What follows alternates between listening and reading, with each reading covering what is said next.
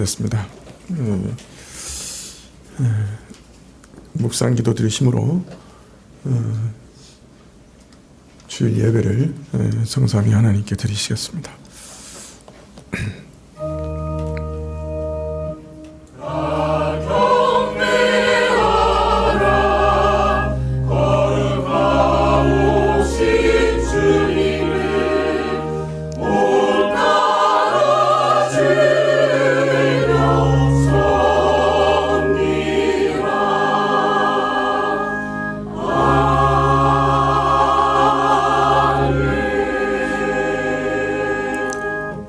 오라, 우리가 굽혀 경배하며 우리를 지으신 여호와 앞에 무릎을 꿇자.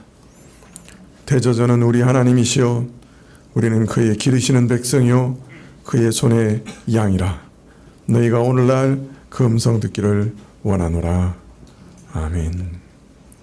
아버지 하나님, 오늘도 주님 앞에 참으로 마음으로 무릎 꿇고 절하며 예배드리게 하시니 감사합니다.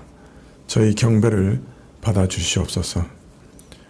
주님께서 우리 하나님이신 것이 우리에게 기쁨이 되게 하시고, 우리가 주의 백성이요 주의 양인 것을 저희가 또한 기뻐하게 하옵소서.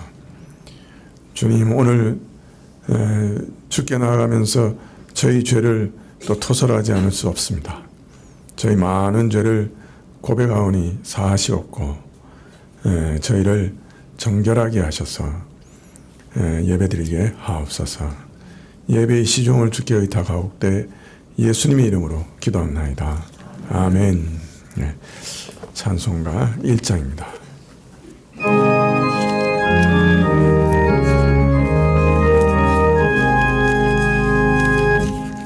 만복의 근원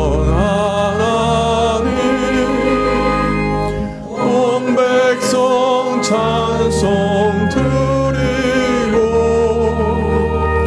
저 천사여 찬송하세. 찬송 성부 성자 성령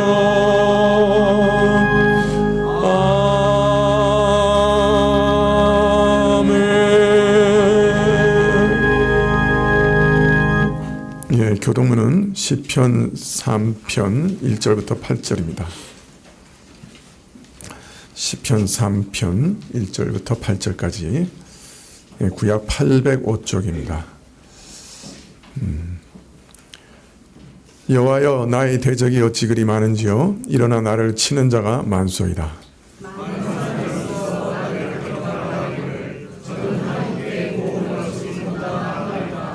여호와여, 주는 나의 방패시요 나의 영광이시요 나의 머리를 드시는 자니이다. 내가 나의 목소리로 여호와께 부르짖으니 그 상상에서 응답하시는도다.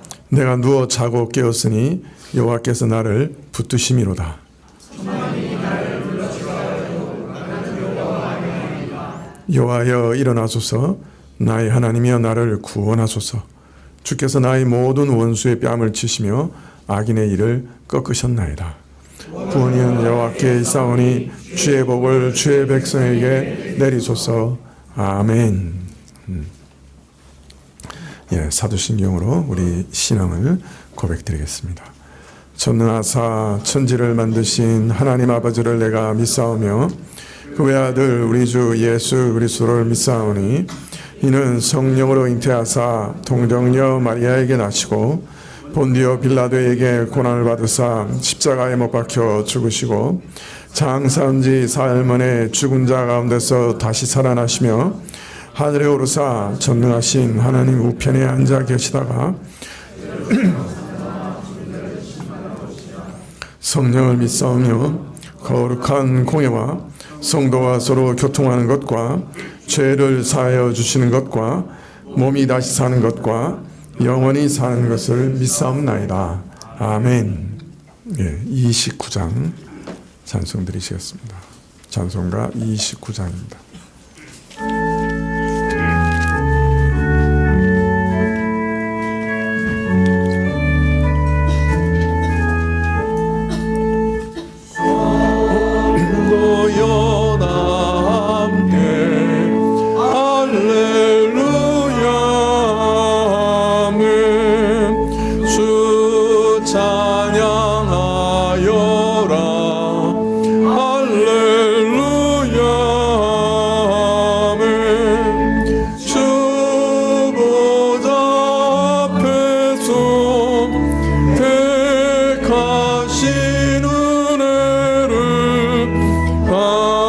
찬송하여라.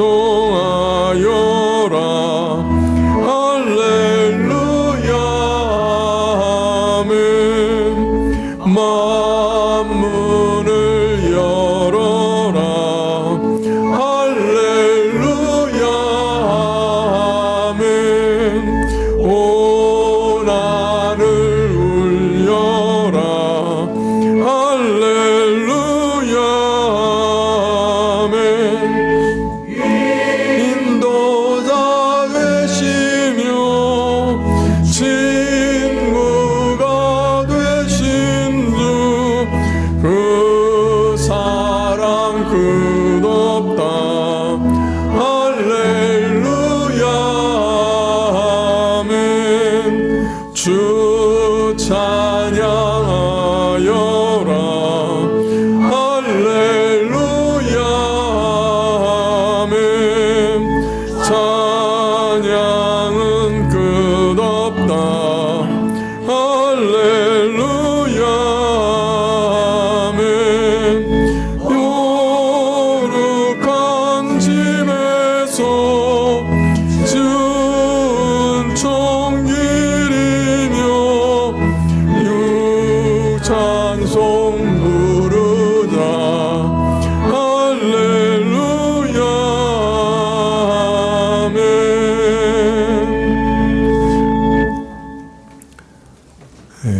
네, 광고 말씀 보시겠습니다.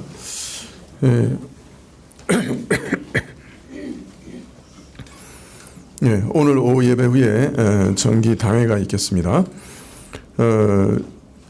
여성도 기도회가 이번 주 토요일 오전 10시 10분부터 교회에서 있겠습니다.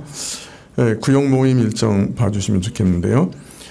믿음, 은혜, 사랑구역은 3월 16일 오후 예배 후에, 소망구역은 3월 23일 오후 예배 후에 모이겠습니다. 남성도 모임이 3월 20일 토요일 오전 10시 10분에 오전 10시에 교회에서 있겠습니다. 어떻게 친교 부장님 잠깐 나오셔서 안내를 좀 더 해주시면 좋겠습니다. 예.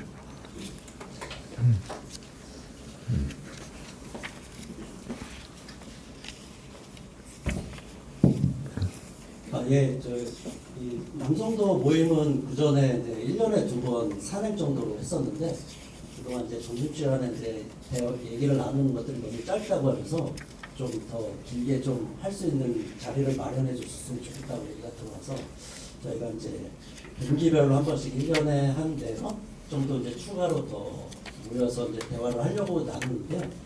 목표는 이제 남성도들의 이제 친교가 이제 목적이고, 이제 하는 방식은 이제 어떻게 해야 될지 아직은 잘 몰라서 일단은 모여서 얘기를 나눌 건데요.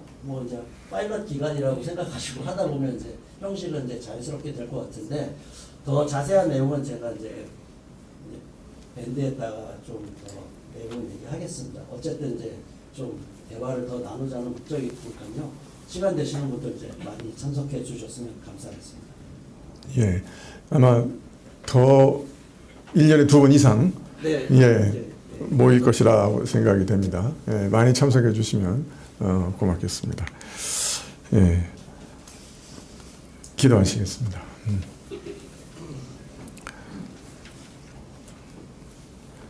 아버지 하나님, 저희가 참 소란스럽고 혼돈스러운 세상에서 또 참 스트레스가 참 많은 세상에서 참 지친 마음으로 이 자리에 나왔습니다.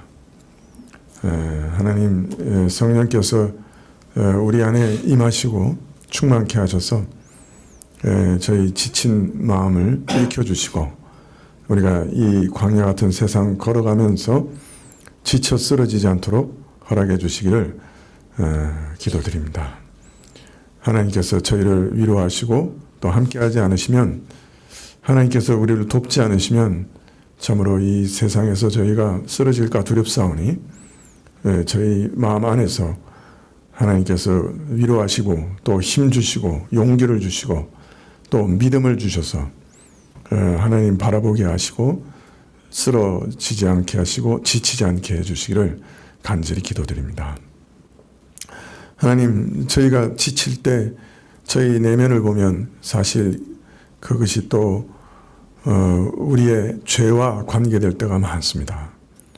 우리가 미워하는 마음, 시기 질투하는 마음, 원망하는 마음, 용서하지 못하는 마음, 분노하는 마음, 참 이런 것들이 우리를 지치게 하고 또 삶의 의욕을 꺾어버리고 고통스럽고 답답할 때가 많습니다. 하나님께서 우리 죄를 이기게 하시는 능력을 우리에게 허락하시고 주께서 우리를 용서하신 것처럼 남도 용서할 수 있게 해주시고 또 우리 안에 있는 죄를 주님 안에서 용서받게 하시고 해결받게 해주십시오. 그러할 때 우리가 누리는 그 자유함과 평강과 죄사함의 기쁨을 저희가 또 날마다 누릴 수 있도록 도와주십시오. 우리 안에 있는 죄가 우리를 얼마나 참 무섭게 죽이는지, 그 독이 얼마나 무서운 것인지, 그것이 우리를 영원한 사망으로 이끌어가는 것임을 깊이 깨달을 수 있도록 허락해 주시고 죄의 무서움을 알게 하시고 그 치명적인 독을 알게 해주시고 우리가 그것을 속히 버리고자 원하게 하시고 예수님께로 피하여 갈 수 있도록 도와주십시오.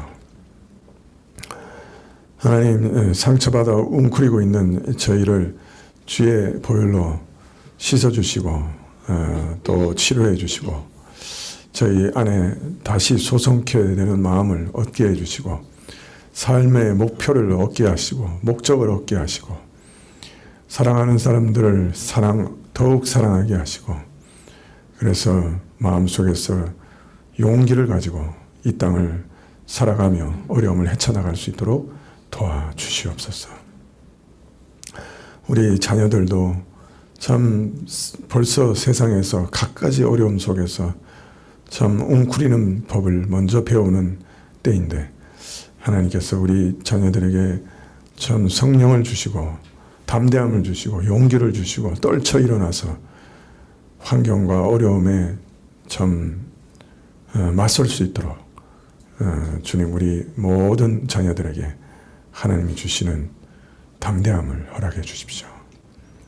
오늘도 주님께 헌금 드렸습니다. 우리 자신을 대표해서 드렸사오니 우리 자신을 받으시길 구하고 찬양을 받으시고 무엇보다도 말씀을 허락해 주십시오. 예수님의 이름으로 기도합나이다. 아멘. 약간 덥습니다. 조금 온도를 낮춰주십시오. 말씀은 전도서 3장 9절입니다. 전도서 3장 9절입니다. 제가 가지고 있는 성경 948쪽인데요.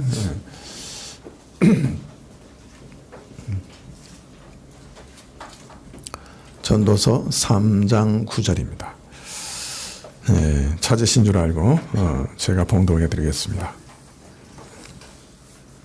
일하는 자가 그 수고로 말미암아 무슨 이익이 있으랴.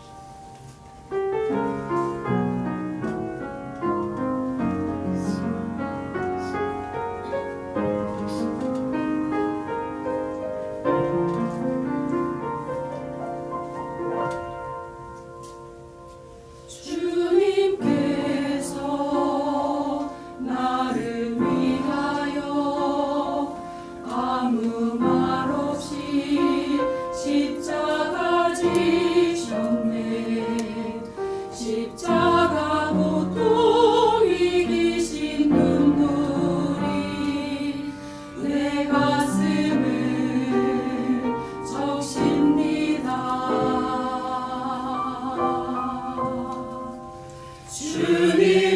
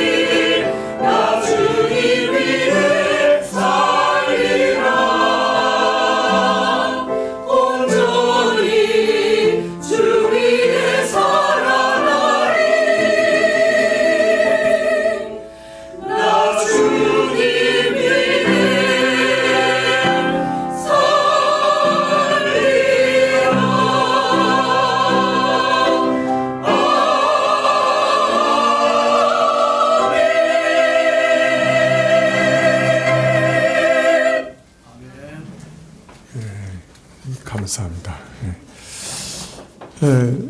전도자는 전도서에서 내가 왜 사는가, 인생의 의미가 뭐냐, 목적이 뭐냐 하는 것을 계속해서 살피고 있습니다. 처음에 자연계에서 해답을 얻으려고 했고, 그 다음에는 인간 자신의 이성에서, 그 다음에는 인간의 감정에서, 특별히 인간의 이의를 통해서 인생의 목적과 의미가 뭔가 하는 것을 발견하려고 했습니다. 3장에서는 우리가 지난 시간에 읽은 그 아름다운 시 3장 1절부터 8절까지의 시에서 우리가 알 수 있듯이 이제는 시간의 관점에서 우리 인생의 의미가 뭔가 하는 것을 살피려고 하고 있습니다. 자, 그런데 시간의 관점에서 인생과 또 역사를 살펴봐도 거기서도 역시 깊은 한계를 발견합니다. 3장 1절에 천하의 범사가 기한이 있고 모든 목적이 이룰 때가 있다. 시간과 역사, 인생을 가만히 살펴보니까 모든 게 정한 때가 있더라는 거예요. 하늘 아래 어떤 이 목적이, 소원이 이룰 때가 있더라는 거예요. 출생과 죽음, 사랑과 미움, 전쟁과 평화, 얻는 것과 잃는 것, 생성되는 것과 파괴되는 것, 이렇게 서로 이질적이고 전혀 상반된 것들이 시간의 흐름 속에 배열되어 있는 것들을 봤고, 또 출생과 죽음 사이 인생의 모든 일들이, 사랑과 미움 사이의 온갖 희노애락의 모든 일들이 정한 기한과 때에 따라 인생 가운데 안배되어 있다 하는 사실을 깨닫게 됩니다. 사람은 자기가 혼자 살아가는 것 같아요. 자기 지혜를 가지고 자기 원하는 뜻을 따라서 어떤 일을 막 성취하려고 막 애를 쓰고 살아갑니다. 기를 쓰고 살아가죠. 그런데 그 인생이 아무리 노력해도 어떤 한계에 계속 부딪힙니다. 일에도 한계가 있고, 심지어는 내 주머니에 있는 건 내가 쓰는 일도 내가 마음대로 못하는 그런 깊은 한계 가운데 있는 걸 발견합니다. 그리고 이제 사실은 태어나서 죽기까지 겪는 모든 갖가지 일들과 그 일들의 기한과 때까지 정해져 있다 하는 사실을 깨닫게 됐어요. 즉 모든 것을 주관하시는 분은 바로 우리 하나님이시다 하는 사실을 깨닫게 된 것이죠. 우리는 시간에 매여 있습니다. 시간 안에 살아갑니다. 그런데 이러한 시간 안에 있는 모든 인간의 행위와 인류의 모든 역사 가운데 하나님의 뜻과 정하신 때를 벗어나서 발생하는 것은 아무것도 없습니다. 모두가 하나님의 주권 아래에 있습니다. 그 다스림 아래에 있습니다. 해 아래의 세계는 하나님이 지으셨고 하나님께서 다스리십니다. 그래서 전적으로 그가 정하신 뜻을 따라서 정하신 때를 따라서 정하신 일이 일어납니다. 입학할 때가 있고 졸업할 때가 있고 취직할 때가 있고 은퇴할 때가 있고 머물 때가 있는가 하면 떠날 때가 있습니다. 성경은 이런 하나님의 주권적 작정이 태초 이전에 시간에 있기 이전에 결정된 일이요 계획된 일이며 그 모든 계획 안에는 인류의 전 역사 과정이 시초부터 심할까지 다 포함되어 있었으며 모든 일이 다 계획되어 있었다. 그렇게 말씀합니다. 참 너무 놀랍죠? 다윗은 시편 139편 16절에 이렇게 노래합니다. 내 형질이 이루어지기 전에 주의 눈으로 보셨으며 나를 위하여 정한 날이 하나도 되기 전에 주의 책에 다 기록이 되었나이다. 내 인생에 있을 일들이 내 인생에 하나도 아직 이루어지기 전에 하나님의 책에 다 기록이 되어 있었대요. 안 놀라시네?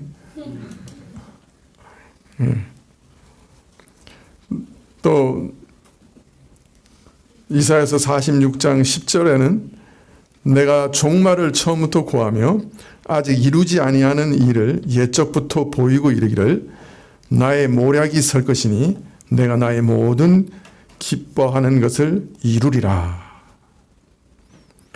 이런 계획을 가지고 모든 일들을 이루어 가시는 분이기 때문에 종말을 처음부터 알려주었고 내가 이루지 않은 일들도 옛적부터 다 알려줬다. 선지자들을 통해서 항상 하나님은 자신의 계획을 먼저 말씀하시고 그대로 이루어 오셨다. 그렇게 말씀하고 계시는 겁니다. 물론 알려주지 않으신 것들도 하나님의 모든 계획과 뜻이 그 섭리 가운데 인류 역사 가운데 한 치의 어긋남 없이 때를 따라 온전히 이루어지고 있습니다. 이처럼 하나님께서는 모든 인간들의 선과 악, 심지어 우발적으로 보이는 모든 사건들, 또 인간을 향한 모든 목적을 위해 그 목적을 이룰 수단들까지 모든 생명의 출생과 존속과 사멸, 거주의 경계 이런 것까지 다 계획하시고 그거 다 이루신 거예요. 여러분이 한국에 태어난 것 하나님 다 계획하신 거예요.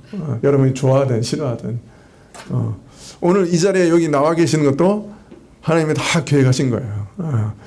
3월 1일부터 시작되는 연휴에 놀러 안 가고 여기 와 있는 것도 하나님이 다 계획하신 거예요. 뭐 놀러 가는 사람을 내가 정죄하는 건 아니고요.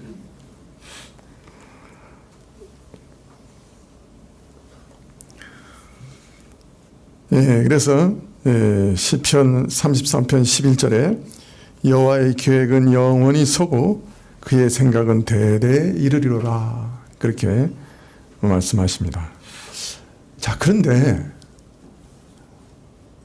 참 이 놀라운 사실이 우리 자신에게는 어떤 면에서는 또 큰 한계로 다가오기도 해요. 하나님의 뜻과 계획과 질서를 우리는 벗어날 길이 없는 거예요. 언제나 그 틀과 때 안에 살 수밖에 없죠. 움직일 수밖에 없죠. 그래서 잠언 19장 21절에 보면 사람의 마음에는 많은 계획이 있어도 오직 여호와의 뜻이 완전히 서리라. 천지간에 하나님의 간섭과 정하심을 벗어나는 게 없어요. 그래서 우리 마음에 많은 계획을 우리가 아무리 세워도 하나님의 뜻만 우리 인생 가운데 이루어지는 거예요. 심지어는 마태복음 10장 29절에 보면 참새 2마리가 한 아사리온에 팔리는 것이 아니냐. 그러나 너희 아버지께서 허락지 아니하시면 그 하나도 땅에 떨어지지 아니한다. 하나님의 간섭과 정하심을 벗어나는 길이 아무것도 없어요. 참새 2마리가 땅에 떨어지는 것도 하나님의 정하심 안에 있는 거예요.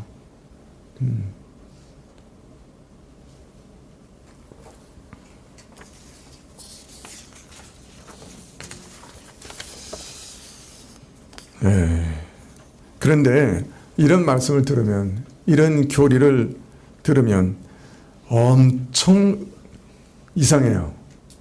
그리고 여러 가지 의문이 막 쏟아져요. 그래서 전도자는 3장 2절부터 8절까지 하나님의 때를 참 아름다운 시로 노래한 후에 갑자기 9절에 이렇게 얘기합니다. 3장 9절에 일하는 자가 그 수고로 말미암아 무슨 이익이 있으랴. 이게 무슨 말이죠? 사람이 애써 수고해서 뭔가 이루려고 노력하지만 정작 그 애쓴 사람에게 무슨 남는 게 있냐? 이게 무슨 말이에요? 모든 일을 하는 데 있어서 행위 주체자인 사람에게 남는 게 뭐냐? 만사가 정해진 때에 일어난다고 하면 실제 일하는 자, 행동하는 자의 목은 무엇이냐? 이 질문이 궁극적으로 뭘 질문하는 겁니까? 쉽게 말하면 다 정해져 있고 때와 기한에 따라서 다 정해진 대로 일어난다고 하면 정작 시간 안에서 일하고 수고하는 사람 도대체 뭐냐? 그거예요. 이게 진짜 이 사람이 행위자라고 할 수 있냐? 자기 일을 행하는 행위자라고 할 수 있냐? 행위 주체라고 할 수 있냐? 자기 뜻을 따라 사는 사람이라고 할 수 있냐? 만사가 정한 대로 일어난다고 하면 행위를 살고 있는 행위 주체자인 사람에게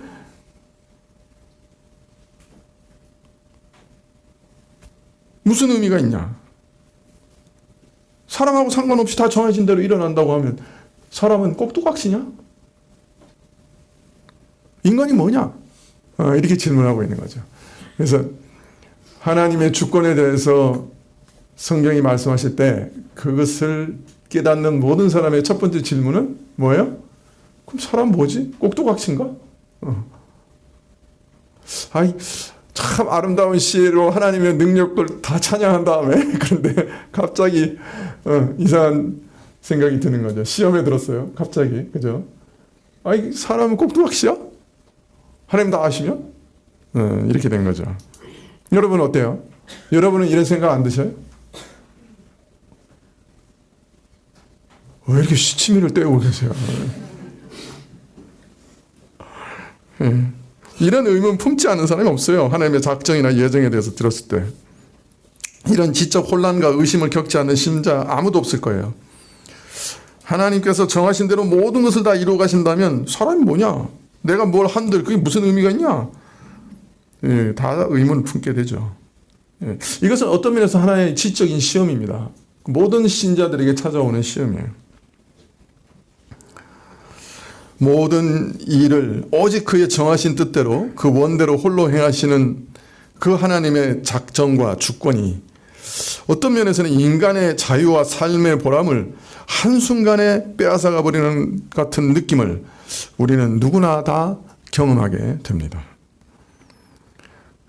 사실 전도서가 이제부터 다루는 모든 내용은 이 중대한 문제를 다루는 것입니다.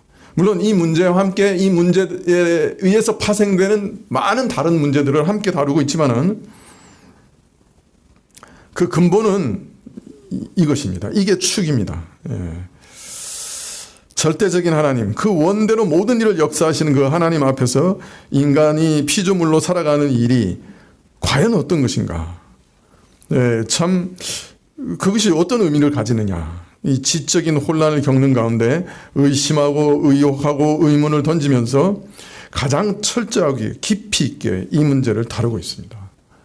그래서 하나님의 주권과 인간의 자유의지라는 문제를 가장 심도 깊게 다루는 책이 전도서예요. 사실은. 근데 왜 이것을 이렇게 다루느냐? 이 질문과 논의 안에는 우리가 믿는 믿음의 도리 중에 참 가장 중요하고 또 심오하고 또 아주 은혜로운 내용이 숨겨져 있기 때문에 이걸 자세히 안 다룰 수가 없는 거죠. 그래서 뭐 얼핏 생각하면요, 이게 닫힌 미래잖아요. 그건 우리의 의욕을 다 꺾어버리는 것 같아요.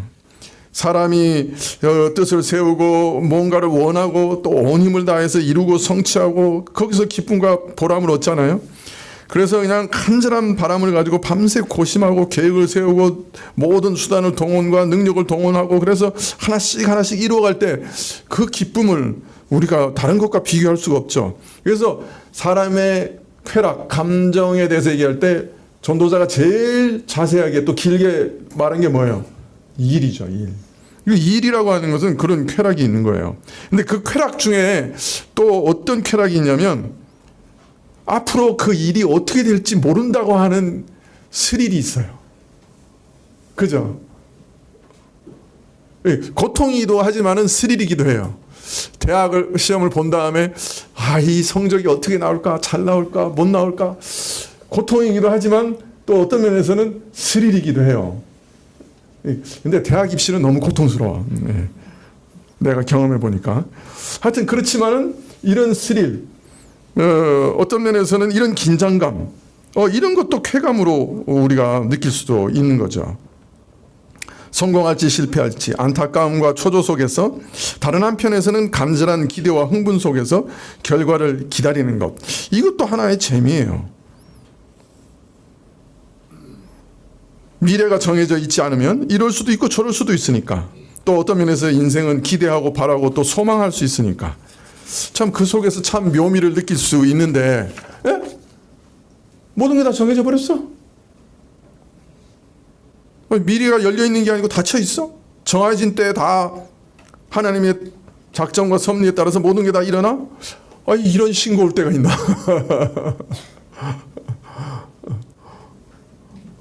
내가 바라고 기대하고 소망한다는 게 무슨 의미가 있는 거예요, 그러면?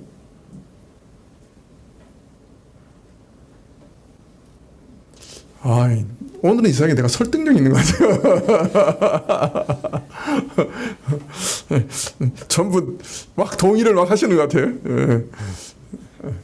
물론 꼭 그런 건 아니에요. 그러나 하여튼 얼핏 생각하면 그런 생각을 할 수 있다는 거예요. 그러나 여기서 우리가 한 가지 꼭 기억하실 게 있어요. 우리가 이제 3장을 시작하면서 시간이 뭔가 하는 거에 대해서 잠깐 생각해 봤잖아요. 이게 이 시간이라고 하는 게 참 너무 신비한 거예요. 시간과 공간이라고 하는 게 너무 신기한 거죠. 그 아인슈타인이 상대성 이론을 통해서 시간에 한정해서 생각한다면 시간도 상대적이라는 거예요. 그죠? 속도가 아주 빠른 곳은 시간이 어떻게 된다고요? 느리게 간다고 그러죠.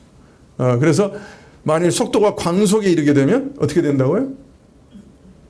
시간이 멈추게 된다. 그 다음에 중력이 아주 강한 곳은 시간이 느리게 가요. 중력이 약한 곳에는 시간이 빨리 가요. 여러분, 빛도 탈출하지 못하는 강한 중력이 있는 곳이 있어요. 어디죠? 예? 예? 블랙홀. 예. 그래서 그 빛도 탈출하지 못하는 그 경계선을 뭐라 그래? 이과 맞지? 이거 수능에 나올 수 있어. 뭐라고 말한다고요? 사건의 지평선이라고 그래요. 이과 고등학교 학생 수능에 나올 수 있어. 그래서 빛도 탈출하지 못하는 강한 중력장 안에서는 시간이 멈출 거다. 그렇게 예상하죠. 그래서 GPS 같은 경우, 그 위성 같은 경우는 빨리 움직이고 또 지구로부터 중력으로부터 멀어지기 때문에 시간이 지구하고 다르다 그랬죠. 그래서 보정하지 않으면 하루에 11km씩 차이가 난다고 그랬잖아요. 기억나세요? 네. 즉, 이 피조계 내에서도 시간이 상대적이에요. 그죠? 내가 빠른 인공위성을 타고 있느냐, 이 지상에 있느냐, 이거에 따라서 시간이 다르게 간다고요. 자, 그렇다면 하나님과 우리 시간이 같을까요? 다르다고요.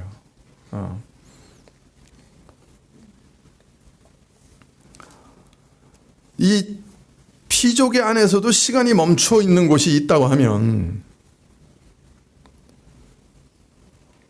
하나님과 우리 인간의 시간이 다를 거는 또 너무 당연한 거예요. 피조물과 창조주의 시간이 다르다고 하는 건 너무나 다른 거예요. 당연한 거예요. 하나님께서 시간 안에 들어오셔서 개입하실 수도 있고 또 개입하시는 것은 당연하지만은 하나님은 시간 밖에 계신 분이에요. 우리가 시간을 경험하는 것과는 하나님의 시간은 너무 다른 거예요.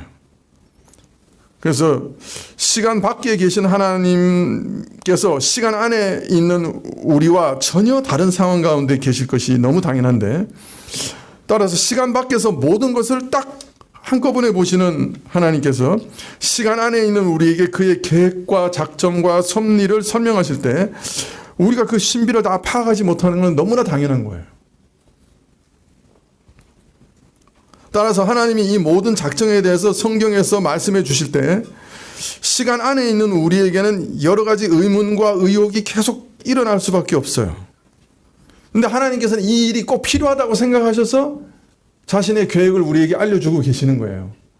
그렇지만 시간의 개념이 하나님과 우리 사이는 너무 다르기 때문에 우리는 그 하나님의 계획을 들어도 잘 이해할 수가 없는 거죠. 시간 안에 살고 있는 우리에게 아직은 이 모든 문제에 대한 해답이 주어지지 않고 있어요. 또 혹 알려주신다고 해도 우리 경험 바깥의 일이라서 제대로 이해할 수가 없어요. 그러나 확신할 수 있는 것은 장차 우리가 천국에 가면 시간 밖에 있는 하나님의 역사를 우리가 앞으로 그 나라에 가서 아마 더 온전하게 이해할 수 있지 않을까, 그렇게 기대할 수 있습니다. 즉 우리가 가진 질문들과 의혹들이 시간 안에 있는 우리의 한계로 인한 오해일 수도 있다는 거예요. 그 질문 자체가 필요하지 않은 건데 시간 안에 있기 때문에 우리는 자연스럽게 질문할 수밖에 없는 거예요. 그래서 성경은요, 이런 하나님의 주권과 작정 그리고 우리 사람의 자유에 대해 말씀하실 때 마치 아무 문제가 없는 것처럼 얘기하시는 경우가 많아요. 마치 우리가 생각하기에는 우리에게 무슨 자유가 있어, 내가 무슨 꼭두각시인가, 이렇게 느껴질 만한 부분인데도 아무런 설명 없이 상충되는 걸 그냥 한꺼번에 말씀하고 넘어가실 때가 많아요. 가룟 유다에 대해서도 예수님이 뭐라 하세요? 저가 정한 대로 저 배반해서 가는 건데 그 다음 뭐라 그래요? 너 그런데 그렇게 하지 마. 지금이라도 돌이켜. 그런데 그렇게 돌이키지 않고 그냥 나가니까 차라리 태어나지 않으면 좋을 뻔했다. 이렇게 말이 안 되는 얘기를 한꺼번에 하시는 거예요. 원래 정한 대로 간 거야, 걔가. 아유, 유다가. 그런데 또 예수님은 그렇게 하지 말라고 또 거듭, 그죠? 촉구하셔요. 사도행전 2장 22절 이하에도 보면 이스라엘 사람들아 이 말을 들으라. 너희도 아는 바에 하나님께서 나사렛 예수로 큰 권능과 기사와 표적을 너희 가운데 베푸사 너희 앞에서 그를 증거하셨느니라. 그가 하나님의 정하신 뜻과 미리 아신 바대로 내어준 바 되었거늘 너희가 법 없는 자들의 손을 빌어 못 박아 죽였으나. 하나님께서 예수님께서 메시아라고 하는 것을 수십 번 수백 번 증거하셨는데도 그죠? 이스라엘의 그 지도자들이 예수님을 십자가에 못 박아 그죠? 로마 사람들의 손을 빌려가지고 십자가에 못 박아 죽였어요. 그 니들이 책임져야 된다. 그런데 그 말씀하시면서 뭐라 그래요? 또 그가 하나님의 정하신 뜻과 미리 아신 바대로 그렇게 되신 거라고 그래.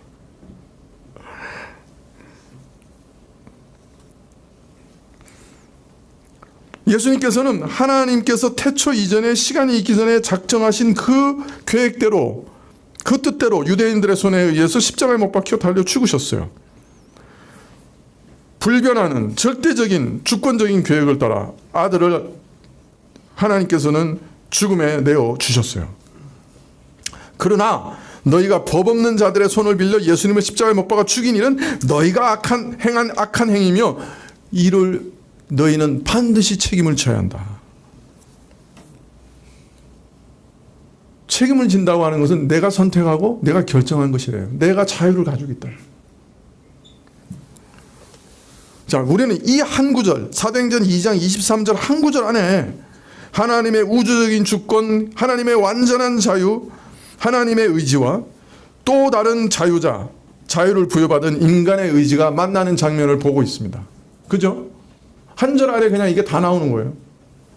근데 이 놀라운 신비를 말하면서 오늘 베드로 사도는 아무런 의문도 없는 것 같아요. 하나님께서 모든 일을 결정적으로 그 뜻대로 이루어 가시는 일인데 왜 인간이 책임을 져야지? 하나님의 주권과 인간의 상호 관계는 어떤 것이지? 두 의지는 어떻게 작용하는 것이지? 이런 의문이 하나도 없는 것 같아요. 그냥 한 절에 그냥 두 가지를 한꺼번에 그냥 말하고 넘어가 버려요.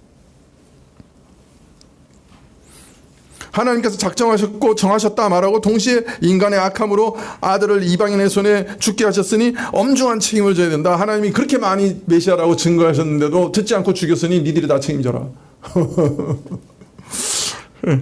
이렇게 말합니다. 어떻게 보면 너무 모순된 말을 하는 거예요. 그런데 아무 의문이 없는 것처럼 그냥 이 모순된 말을 한 절에 다 하고 넘어가시는 거예요. 여러분, 우리는 이런 말씀 속에서 이게 이렇게 간단한 문제가 아니구나. 이게 우리 머리 안에서는 이게 충돌이 일어나는 거지만은 실제로는 이게 충돌이 일어나지 않는다. 우리가 생각하는 것처럼 그렇게 하나님 자유의지와 인간의 자유의지라고 하는 게 그냥 단순하고 단편적으로 이렇게 막 쾅 부딪히고 이런 게 아니라는 거예요. 하나님이 행하시는 일은 단순하지 않고 이 시간 안에서 이루어지는 역사들도 단순하지 않고 참 깊은 신비가 있는 거예요. 그래서 베드로 사도는 오늘 아무런 의문이 없어요. 하나님께서 절대 주권을 가지고 모든 것을 그 계획대로 다 하시고 행하신다는 것, 그것 의문이 없어요. 그러나 동시에 이 하나님의 주권 안에서 사람도 자유를 가지고 매 순간 판단하고 결정하고 선택하고 책임을 진다. 이거 아무 의문이 없어요. 이것이 배제되지 않는 거예요. 인간의 자유가 전혀 손상되지 않는 거예요. 그러면서도 하나님은 또 그 계획을 다 이루어 가시는 거예요. 또 이것이 하나님의 눈으로 보실 때는 아무런 상충됨이 없는 거예요. 하나님의 계획과 주권은 인간 편에서의 판단과 결정과 선택을 배제하지도 않고 오히려 그 자유를 장려하시고 최대한 보장하시고 그리고 또한 책임도 지게 하시는 거예요.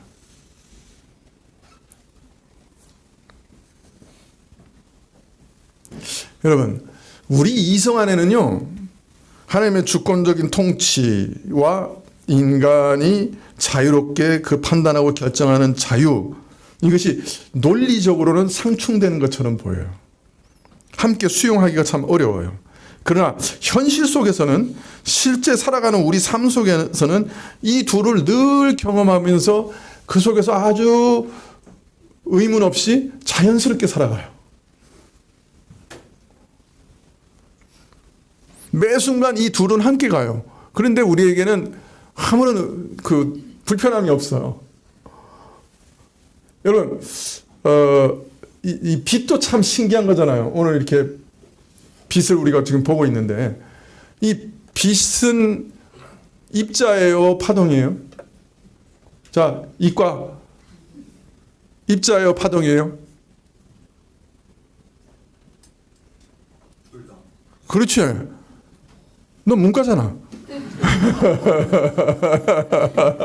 내가 다 알아요.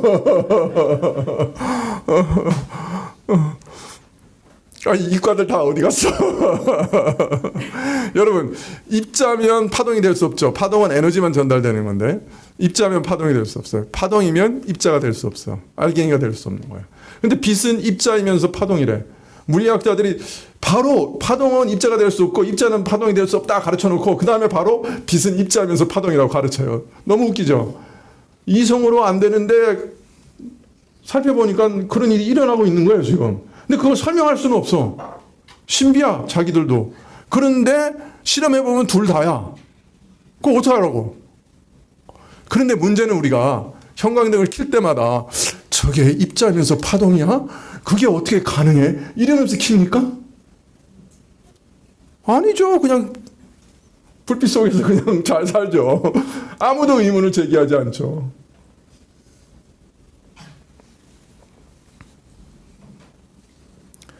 사람이 자기 의사에 따라 판단하고 결정하고 행동한다는 사실은 우리가 매일 경험하는 거예요. 지금도 경험하고 있는 거예요. 그거 부인할 사람이 어디 있어요? 여러분, 오늘 결정하고 온 거죠? 네, 물론 습관적으로 왔죠. 그러나 내 자유의지로 내가 선택해서 온 거예요. 판단하고 결정하고 행동하는 인간의 모습 누구나 지금 다 경험하고 있어요. 그러나 동시에 하나님이 세우신 질서와 한계 속에서 우리 행동이 제한된다고 하는 것도 날마다 경험하고 살아요. 여러분, 요새 날씨가 점점 더워지는데 우리나라 땅을 덥다고 갑자기 겨울로 바꿀 수 있어요? 여름을? 내가 하는 일이 너무 바쁘다고 하루를 24시간보다 조금 더 늘릴 수 있어요? 27시간 이렇게? 모든 게 하나님이 세우신 질서 안에서 살아가는 거예요, 우리가. 하나님께서 만드신 시공 세상 안에서 제한된 삶을 살아가고 있어요. 우리 인생 개개인의 삶도 지극히 제한되어 있잖아요. 누가 자신이 태어난 날을 정해요? 누가 자신이 어느 민족과 나라에 태어날 것을 스스로 결정해요? 누가 피부색을 결정해요? 내가 인생의 방향과 자신 모든 것을 목적을 결정한다고 해도 그 방향대로 이끌어 나갈 수 있는 사람이 누가 있어요? 우리 인생의 큰 일에서 매우 작은 일까지 은밀한 하나님의 작전과 섭리가 그 가운데 늘 작용하고, 어떤 면에서는 내 뜻대로가 아니라 하나님 뜻대로 내 인생이 인도되어져 가죠. 사람이 살다 보면 어떤 때는 하나님의 이런 은밀한 섭리를 잘 눈치채지 못하고 포착도 못하고 살아가다가 갑자기 깨달아요. 하나님께서 이거 하셨네. 신자들 중에는 그런 사람들 많이 있죠. 그러나 믿지 않는 사람들도요, 이거 사람이 한 일이 아니야, 하늘이 한 일이야, 그렇게 느끼는 경우가 많이 있어요.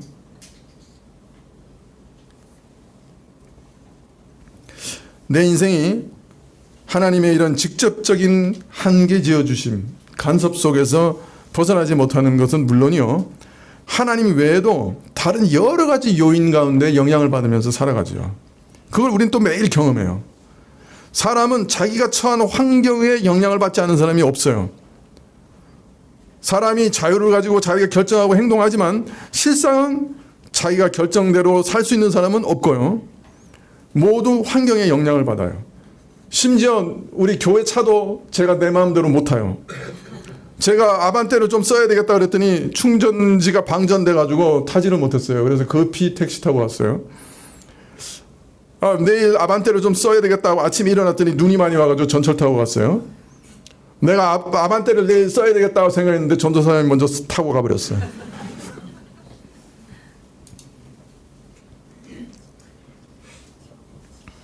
나 결정해요. 그러나 나는 또한 환경에 영향을 받아요. 부모와 형제와 이웃들에 의해서 그들의 행동과 견해와 충고와 때로는 강요와 협박에 의해서, 오늘 협박에 의해서 여기 나와 있는 사람도 있죠. 우리의 결정과 행동은 크게 영향을 받습니다. 그래서 어떤 사람들은 사람의 모든 성품과 인생은 환경에 의해서 결정된다, 이렇게까지 가르치는 학자들도 있습니다. 마지막으로 사람은 자기가 의식하지 못하지만은 영적인 존재들, 천사들, 악한 영들, 마귀, 이런 영적인 존재들의 영향을 받고 살아갑니다. 오늘 우리 마음속에 수많은 메시지들이 그러한 영들을 통해서 우리에게 주어져요. 여러분의 마음의 스크린에 지금도 끊임없이 무엇인가가 던져진다고요.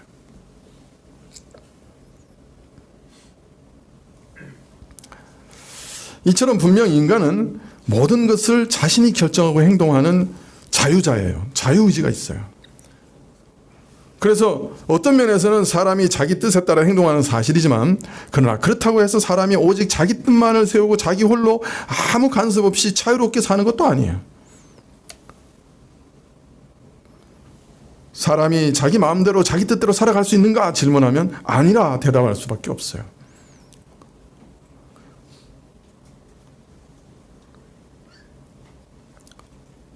이처럼 사람은 그 삶의 터전인 땅의 환경과 조건에 제한을 받으며 갖가지 인간관계로 연결된 친지와 이웃들의 다양한 간섭과 영향 가운데, 더 나아가서는 영적인 존재들, 천사와 악한 영들과 마귀까지도 우리 삶에 개입하면서, 그러나 가장 근본적으로는 하나님께서 모든 것을 주관하시는 다스림 속에서 살아가는 것이 인간 존재예요.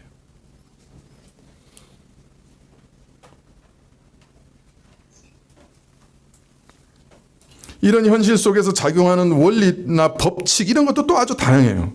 우리 인간 삶 속에서는 인과율이라고 하는 것도 항상 또 존재해요. 원인이 있으면 결과가 있어요. 여기 안경 낀 많은 사람들은 텔레비전을 너무 눈앞에서 보든지 아니면 누워서 본 사람들이에요. 옆으로 누워서 봤으면 틀림없이 난시 생겼어요.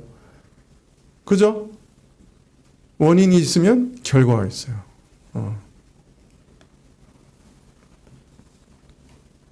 또 그러나 우연성이라는 것도 있어요. 그렇게 들어 누워서 봤는데 안경 안 쓰는 사람도 있어요. 그거는 우연이에요. 기적이에요.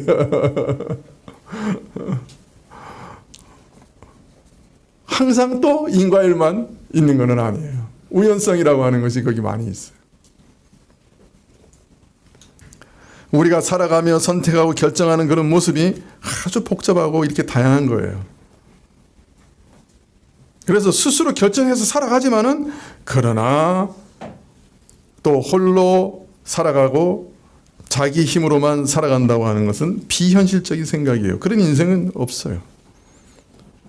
조금만 들여다보면 우리 삶은 수없이 많은 여러 가지 요소들이 엉켜 있는 것을 알 수 있고, 근데 그 속에서 나는 결정하고, 그리고 하나님은 그 하나님의 결정을 또한 이 땅 가운데 펼쳐가시고, 그러나 그것이 내 삶 속에서는 매우 자연스럽게 경험되고 그런 거예요.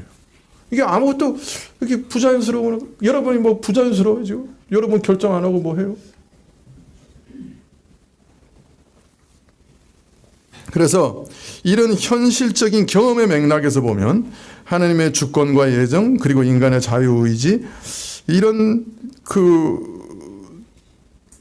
인간의 아주 독특한 그 존재 방식이 조금도 어렵잖아요. 그 수용하는 게. 인간은 자기가 결정해요. 그러나 자기 마음대로 살아가느냐? 아니에요. 자유가 분명히 있지만 동시에 다른 것에 항상 영향을 받고 제한을 받아요. 그러니 바로 이런 현실적인 경험의 맥락에서 하나님의 주권과 작정, 인간의 자유의지 이런 것들은 얼마든지 자연스럽게 경험할 수 있는 것이고 받아들여지는 거예요. 하나님의 주권적인 통치와 인간의 자유 선택은 현실 가운데 늘 항상 일어나고 있고 우리는 그것을 매우 자연스럽게 경험하고 있고 아무 이상이 없어요. 내가 형광등을 켜면 빛이 들어오는 것처럼 그죠? 이상이 없어요. 내 머릿속으로는 저게 빛인지 그죠? 파장인지 머리 싸매고 해도 모르지만 깨달을 수 없지만은 빛은 내가 늘 이용하는 거예요. 하나님의 주권과 인간의 자유의지가 함께 간다. 뭐 우리 머릿속에서는 부딪혀가지고 도무지 이해가 안 되죠. 그러나 그것이 우리 삶 속에서는 너무 자연스러운 거예요. 다만 이런 복잡한 요소와 요인들을 하나하나 가려내서 본질과 상호관계를 엄밀하게 파악하고 규정하는 일은 한없이 복잡하고 어려우며 우리의 능력을 벗어난 일이에요. 하나님이 지으신 세계와 그 질서는 이처럼 한없이 복잡하고 한없이 광대하고 한없이 심오해요. 우리 인간 한 사람의 인생만 봐도 그래요. 그래서 그 모든 것들을 파악하는 것이 우리의 능력 바깥에 있는 거예요.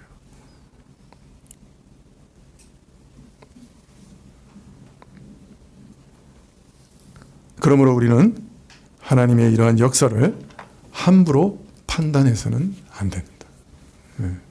오히려 경배하고 또 그분이 우리에게 계시하신 것을 따라 순종하며 살아가는 것이 지혜로운 것이에요. 여러분 어줍잖은 머리로 하나님 판단하지 마세요. 빛이 뭔지도 모르고 시간이 뭔지도 모르고 공간이 뭔지도 모르면서 매일 접하는 것 중에 제대로 아는 거 하나도 없으면서 왜 하나님을 함부로 판단하려고 그래요? 자기 인생도 모르잖아요. 우리는.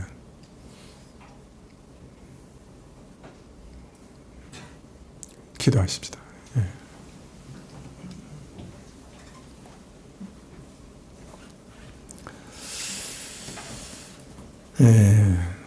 아버지 하나님, 참 오묘한 것은 참 하나님께 속한 것이고 계시하신 것 명령과 계명은 우리에게 속했다 하셨습니다. 참 이 큰 신비 앞에서 다만 찬양할 뿐이고 오묘 앞에서 다만 경배할 뿐입니다. 우리는 하나님께서 명령하신 것을 순종하고 그 계명을 따르기 위해 여기 서 있습니다. 하나님께서 우리에게 복 주셔서 이 선을 넘지 않도록 도와주십시오. 예수님의 이름으로 기도합나이다. 아멘. 40장 찬송하시겠습니다.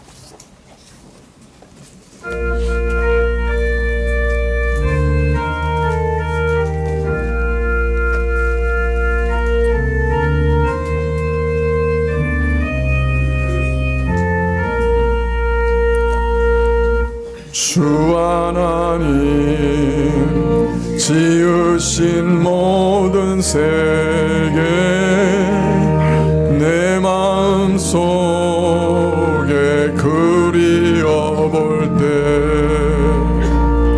하늘의 별 울려 퍼지는 뇌성 주님의 권능 우주에 참네 주님의 높고 위대하심을 내 영혼이 찬양하네 주님의 높고 위대하심을 내 영혼이 찬양하네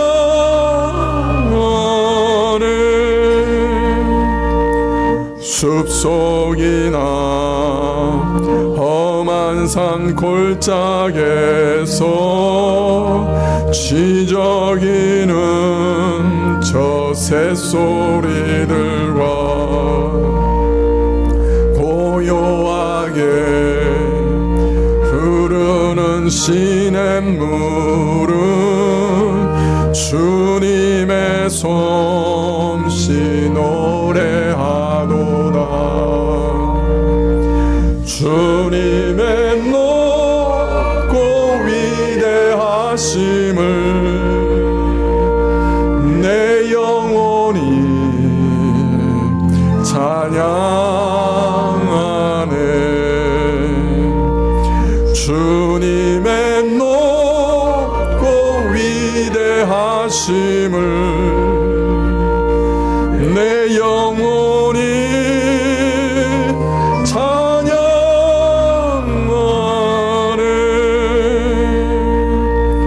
주 하나님 독생자 아낌없이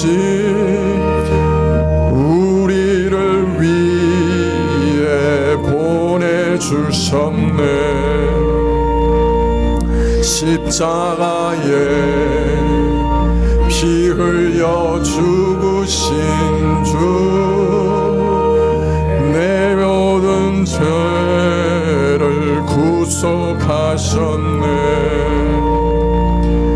주님의 높고 위대하심을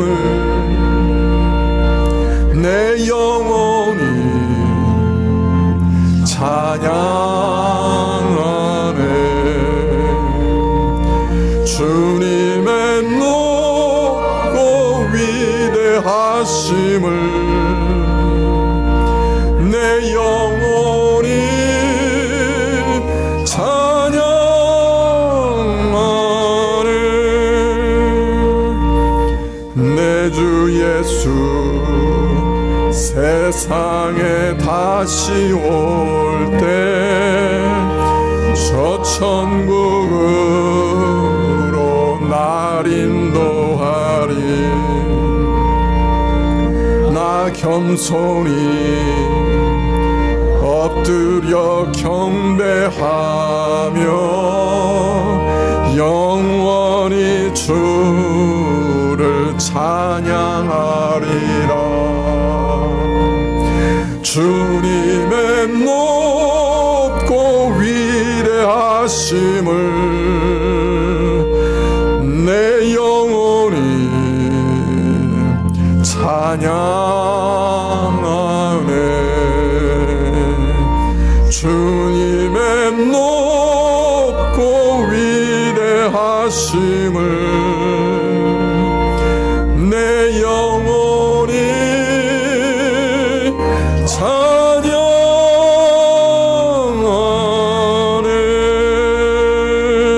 찬양하네. 지금은 우리 주 예수 그리스도의 은혜와 하나님 아버지의 그 크신 사랑과 이 은혜와 사랑을 깨닫게 하시고 누리게 하시는 성령님의 교통하시고 역사하심이 영광스러운 하나님 앞에 찬양과 경배를 드리며 머리 숙인 주의 백성들 위에 지금부터 영원까지 함께 계실지어다. 아멘.